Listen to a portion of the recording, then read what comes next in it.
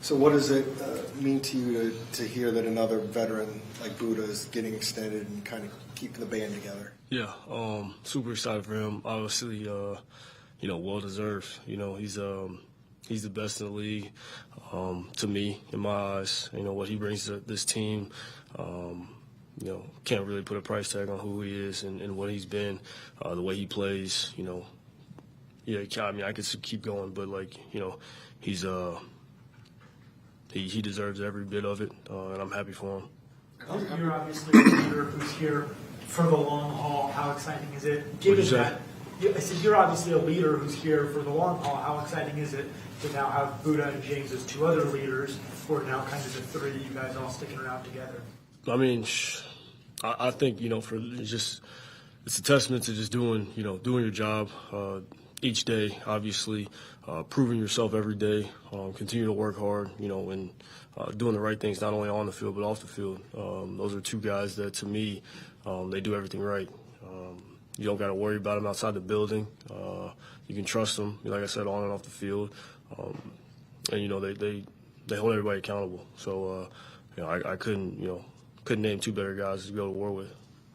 Having gone through the process of getting an extension before, do you talk to guys who are going through it or about to go through it to kind of give some advice or just help them out in any way? No, honestly, I didn't know that was happening. I had no idea. Kind of just looked at my phone and saw he got paid. I sent him a text. But no, I mean, that's, haven't done it, when nobody was really talking to me about it, other than, maybe some old head guys that, were there for me at the time. But, no, I think that's, personal business. And obviously we're in season right now, so it's a little different. Some guys get paid, in the off season, which is a little more different. So, no. How much do you think it might resonate with younger guys when they see that happening to a teammate, knowing that if they continue to work hard and do the right thing, that you'll be taken care of at some point? I mean, I think it's part of the game. I think certain guys play for it, I think, individually, like whatever reason you play for, I think a lot of guys want to get paid. Most, I would say, want to get paid. But I think it could be motivation, for any young guy, rookie, understanding if I take care of business, if I exceed maybe expectation or play up to the level that they're capable of playing, they get paid. When you think about throughout your tenure here playing with Buddha, anything that stands out to you that kind of made you go, wow, this guy is next level? No. I think he doesn't surprise me because I know what he is. I know what he does. I know how he plays. I know what to expect. I think no, that's I don't have a surprise. He doesn't surprise me. I know what to expect from Buddha. What do you think it says about the culture that you guys have created here when a guy like Buddha says, you know what, I want to stay here and kind of finish what you guys have started?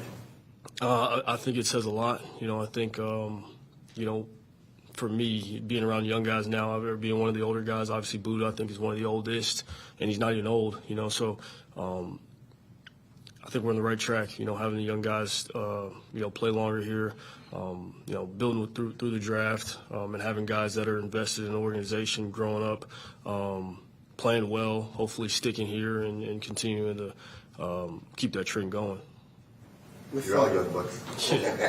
With the Panthers and what they've been through, and there's been a lot of talk about what the Rams game could be and all that. You guys have done a nice job of focusing on one game at a time. Do you feel confident about not having this be a trap game? Trap game? No, I don't know. I'm very confident that it's not a trap game because that's not, mentally we can't even. That could never be a thing because of where we are. Our backs against the wall. We understand that. I think in order for it to be, a trap game, our record would have to be better. We'd have to be feeling, really, not humble or anything. But no, we understand what's at stake and we understand it's each week for us. So we got to go play our best on the road. You haven't played games this important since 2021. How? Every week, man. Well, How different are you as a person and a quarterback since that season, since that time? I don't know how to answer that question. Do you feel more, I mean, obviously you're older, like more experienced, more mature, like anything like that? What stuff you've learned over the course of 3 years? What exactly are you looking for, though? Because, like, I mean, I think I've gotten smarter, more mature, yes. The situation then was different than the situation now. So, I mean, we could have won the division that year. Didn't, now we're kind of fighting for, so, I mean, every situation is different. The scenarios are different. I would say, yeah, I'm different. But, I mean, the approach of just trying to go out there and do my job that's what it comes down to. Going out there and doing my job, executing at a high level in order for us to, put our best foot forward and try to win this game. Still say about this team would be kind of the position you guys are in to possibly make the playoffs this late in the year? No, I mean, it depends how you look at it. You could be disappointed that we put ourselves in this position. You could be happy that we actually still have an opportunity. And I think the guys are taking that second route, which fighting, scratching for an opportunity to get into the playoffs.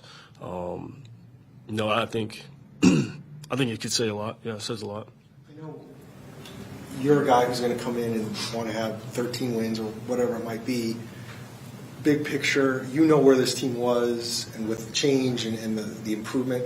Can you see the improvement that has been made since JG came in and the way you do it, or is that tough for you to see because you are looking for a 13-win season or a deep playoff run or whatever it is? No, I can see it. I can see. Not only can I see it, I feel it. I think the guys feel it. I mean, obviously, there hadn't been many guys that were here.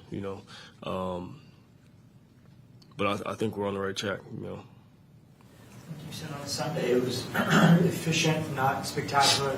Looking back at the tape, what did you like about your performance, and what did you feel like you left out there? I think there was a couple plays that we left out there, some explosives that could have been had. Just got to be. I think we got to be better. Obviously, in the pass game, continue to try to find more explosives. 28th in the league when creating those, which is pretty low. So I think we got to be better. Obviously, we're running the ball pretty well. But we won the game. We won the game, and that's all that matters. So, all right, now that's the name of the game. I could really care less about the stats and all that stuff. We got to win. When it comes to James Conner, how valuable is a guy like that kind of sets the tone in the run game to kind of set up the play action pass and those explosives? Yeah, I mean, James, like I said, James is a horse. He's our horse. He carries us in the run game. Obviously, the O-line, they did a hell of a job on Sunday. But when he gets going, man, he's obviously tough to bring down. He's big back, versatile, nimble, agile, can catch the ball. I say all the time, there's not much that he can't do. So at his size, it's pretty dangerous. So once he gets going, and he gets the feeling, it's a good feeling for me. Not only just being able to hand him the ball and let him get going, but play action and all that stuff like that. If there's no weather on Sunday, if it's a chillier temperature but there's no weather, is that a big deal? No, I mean, I've played in cold weather before. It's not, I don't know how cold it's supposed to be. Like 35, 40? Yeah. Shit. No, I'm just kidding. How have you seen your on-field relationship with Marv kind of evolve and grow this season, kind of learning what he does, what you do, be on the same page, stuff like that? Yeah, I'm it's funny because obviously Sunday he was probably a little disappointed and frustrated, which I totally get. There's excitement there for me just because we have so much room to grow, and I think rookie year, I don't know necessarily exactly what he deals with every day, as far as the game's got to slow down for you, We were talking the other day, like Buffalo, he said the game was moving so fast for him, which none of y'all know. You know what I mean? Like, no one knows that except for how he was feeling that day. Hell, I didn't even know it until, a week ago. But, like, that's just is what it is. For rookies, sometimes the game's moving faster, it's moving slower for others.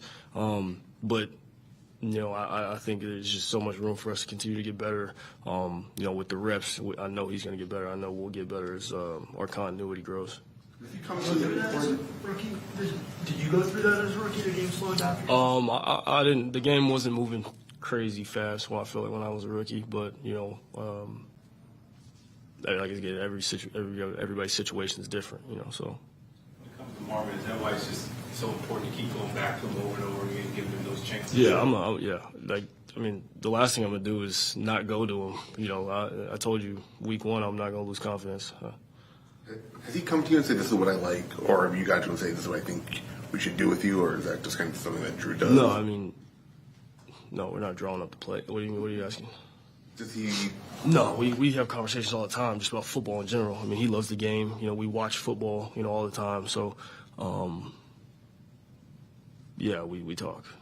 So we'll never know what it's like to be in a huddle, us. Yeah. All closest we ever get is like watching NFL films. Yeah. And every now and then somebody will run back and go, yo, I got his ass on the seam, toss me the seam, and then 3 plays later they'll show the guy hit the seam, it'll be a touchdown, and then they'll talk about it later. So we're just trying to figure out what are you guys dealing with out there that we can learn from, that we can relay to your fans. That said, what can you tell us about Marv that leads you to believe he can still be special? Because I think I see it, but what do you think? I think it just goes back to, you know, us finding ways to give him the rock, you know, and what the best ways to do that, you know. Obviously, he had a pretty good matchup this weekend with Christian. You know, Christian's probably 6'2", 4'3" speed. Like, yeah, you might not be able to run by him. You know what I'm saying? So it's you know, I think there's different ways for us to attack that.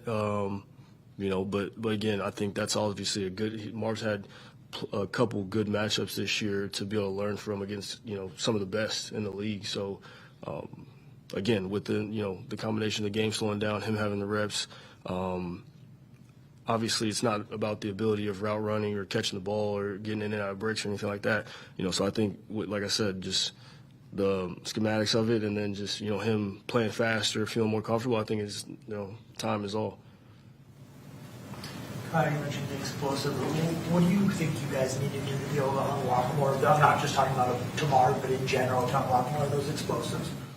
It's a good question. You know, I don't really have an answer for you right now. He took it out of me. But I think we'll just we got to continue to get better. That's what I got for you. Thanks, Kyle. Appreciate that.